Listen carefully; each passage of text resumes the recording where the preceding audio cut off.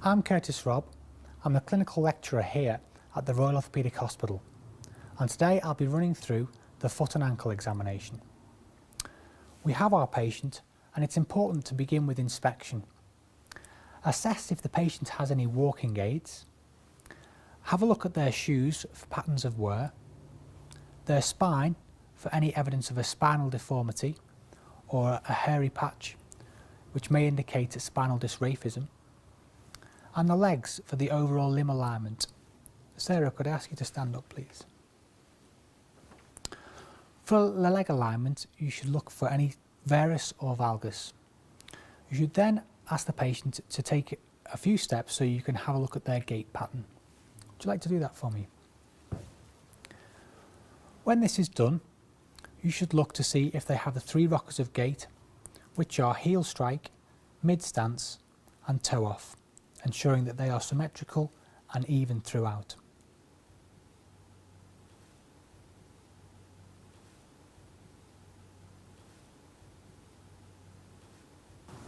I'd like to stand here for me, please, Sarah.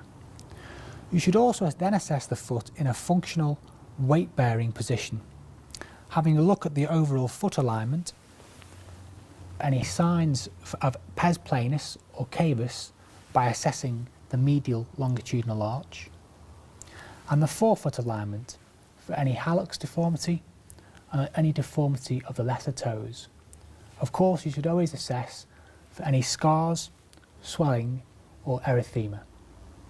You should then assess the patient by looking from behind with them facing the wall. Sarah, would you like to do that for me, please? In this position, you should look at the calf musculature to assess for any wasting. You should also look to see if the patient has the too many toes sign. Normally, from the back of the ankle, you should be able to see two lesser toes. Any more than this may indicate a posterior tibial tendon dysfunction. You can then ask the patient to perform a bilateral heel raise. Sarah, could you do that for me, please? In this position, the heel goes from a normal valgus attitude into inversion, hindfoot varus. And you can see in this case, if you go down again and then back up, the heel goes from valgus into varus. You should then get the patient to perform this by a single heel raise.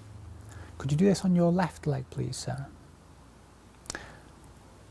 The heel goes from valgus, if you go further, and it goes into varus. And again on the right leg.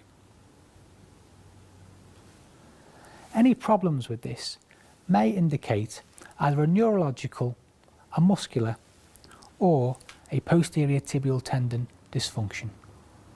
You should then ask the patient to take a seat and examine the foot and ankle more closely. It's important for any orthopaedic examination to continue with the theme of look, feel and move. Taking a closer look at the foot, you can assess for scars, swelling, subluxation of the lesser metatarsal heads, signs of a bunion or indeed a bunionette. You can also assess between the toes for any ulceration or callosities beneath the foot, at the forefoot, underneath the first metatarsal head or the lesser metatarsals. Callosities in the midfoot and the hindfoot, and these will indicate the pattern of gait.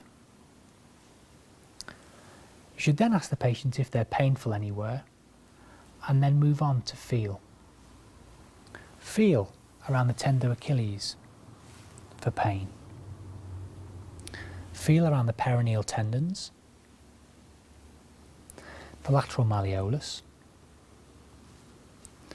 the lateral ankle joint line, the anterior ankle joint, the medial ankle joint, the medial malleolus, the posterior tibial tendon down to its insertion, the plantar fascia area for signs of plantar fasciitis, the sinus tarsi beneath the lateral malleolus, the base of the fifth metatarsal, the extensor tendons over a prominent bunion, beneath the lesser metatarsal heads, or over a bunionette. Should then move on to assessing the range of movement. This should be done from a proximal to a distal direction. Assessing the ankle range of movement. It's important to distinguish between the ankle and the mid-tarsal movement. You should assess dorsiflexion and plantar flexion. You should then assess subtalar movement by stabilising the talus with one hand and then moving the hind foot to inversion and eversion. The mid-tarsal movement can be assessed by stabilising the midfoot, placing the foot into adduction or abduction. The first metatarsal movement can be assessed by again stabilising the midfoot and depressing the first metatarsal. You can also assess the range of movement of the hallux and the lesser metatarsals.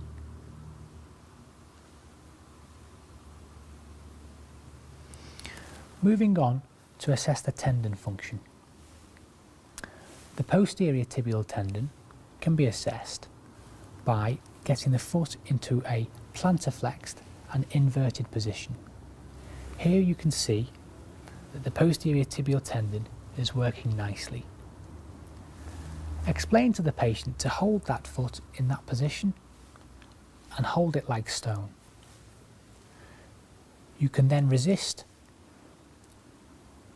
pressure on the medial side of the foot whilst palpating the tendon, and this will give you an indication of the posterior tibial tendon function. The peroneal tendons can be assessed by getting the patient to place their foot in a dorsiflexed and everted manner. This will then show you the peroneal tendons. Again, get the patient to hold their foot like stone and resist your movement. You can then palpate the peroneal tendons and assess their function. Similarly, the tibialis anterior can be assessed by asking the patient to dorsiflex the ankle and invert. Again, you can see the tibialis anterior tendon working nicely. Explain to the patient, hold the foot like stone, don't let me move it, and you can get a good idea of the tendon function. Ankle instability can be assessed by the anterior draw test. This is performed with the foot relaxed and in a plantar flex position. One hand should be used to stabilise the tibia and the other hand to draw the hind foot forward. This will indicate the competence of the anterior talofibular ligament laterally. The lateral ligamentous complex can also be assessed by getting the patient to invert the foot, and you can feel the lateral ligamentous complex just beneath the lateral malleolus. Any excessive opening up of this site may demonstrate incompetence.